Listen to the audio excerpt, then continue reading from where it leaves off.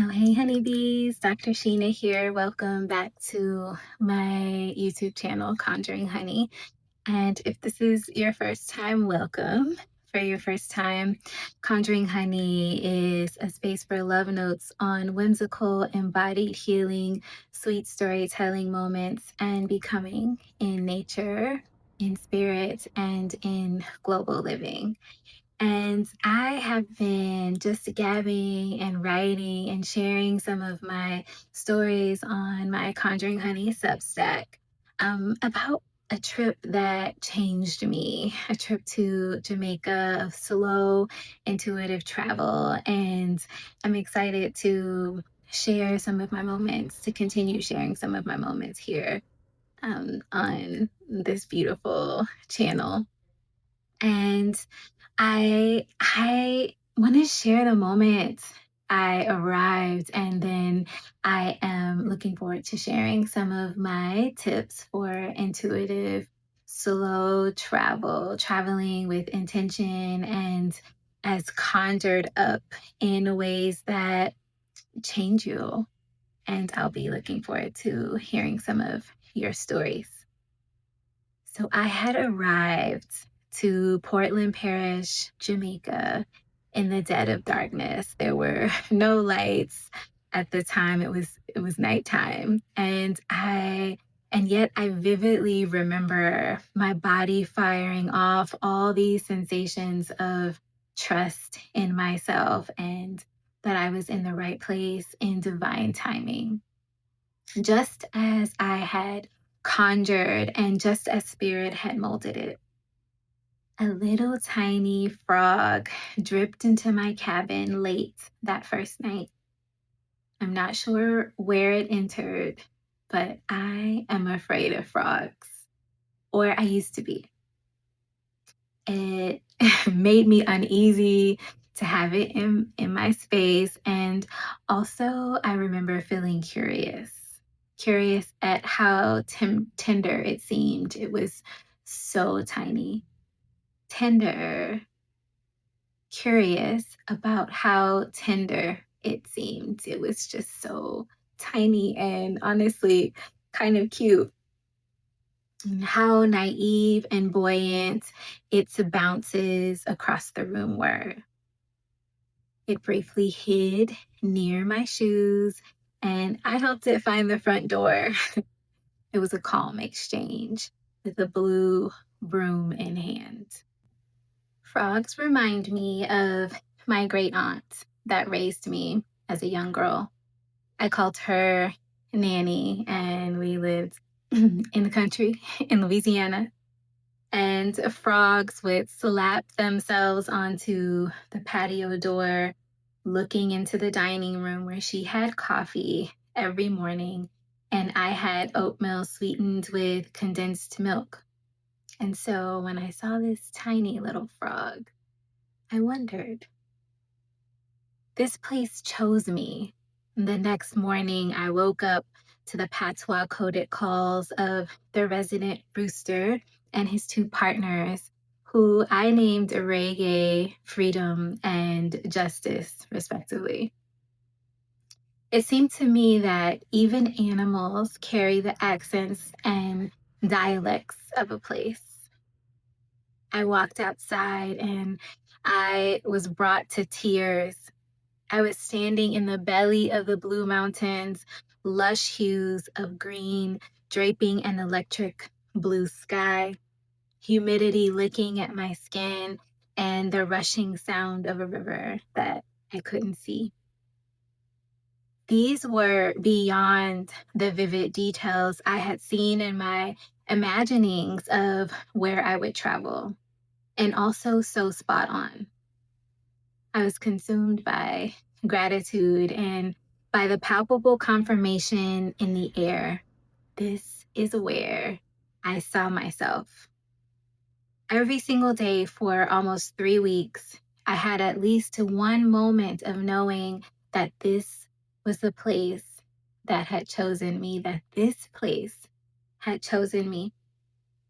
An unspoiled 20-acre property turned our escape in Spring Hill, tucked away with a cooling river, hidden swimming holes, and a sensual private waterfall. And solace, and solace, the overwhelming sense of peace, the warm, affirming moments with locals, the feeling of being held in the embrace of nature. These were just a few of the moments. I knew there was magic and spirit in how I landed in that exact place and in the time that I did.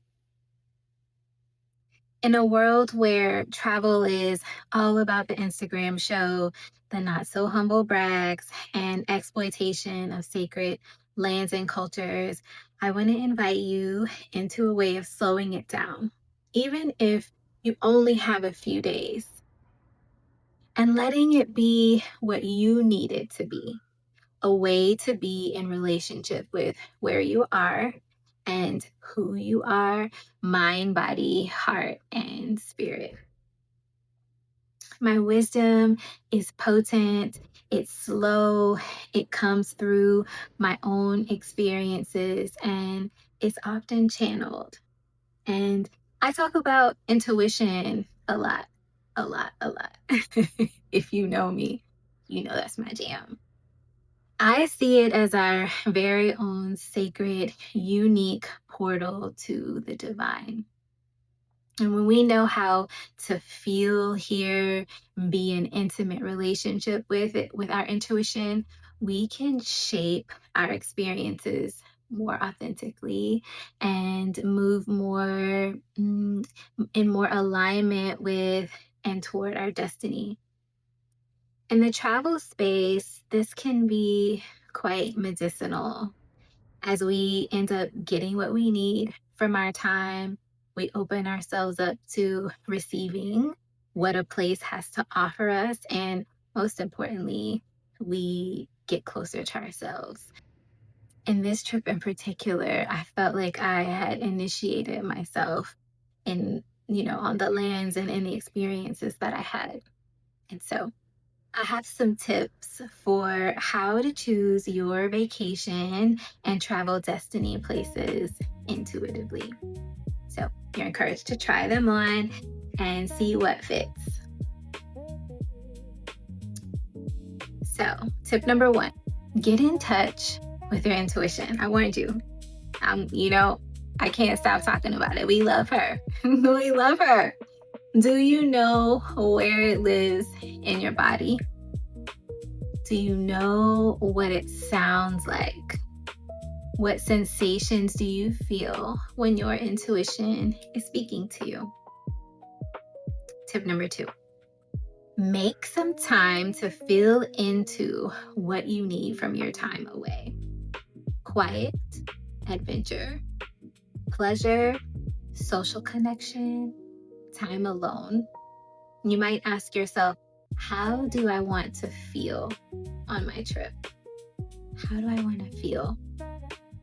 Tip number 3, if you have a meditation practice, you might consider sitting and visualizing a physical place, listening for sounds or observing sensations with the intention of inviting clarity about where to go. Maybe this happens in one sit, or maybe it takes a few times. Okay.